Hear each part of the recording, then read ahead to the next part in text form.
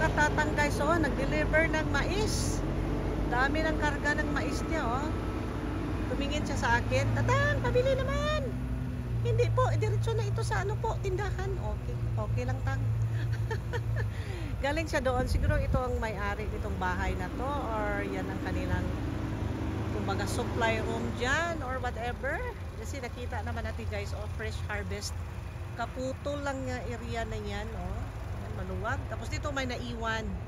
Siguro bukas yan or whatever. Isip-isip ko lang. Kasi malaki na rin mga bunga guys, oh. Malaki na mga bunga niya. Healthy nga mga mais. Dahil ngayon ay harvest season, kaya nagfo-focus ako dito mag-vlog dito sa may Central California guys.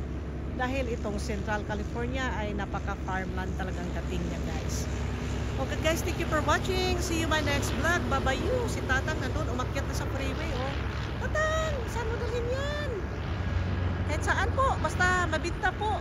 Tingnan mo si Tatang, oh, nagkarga ng mais. Napakadaming mais. Bye-bye you.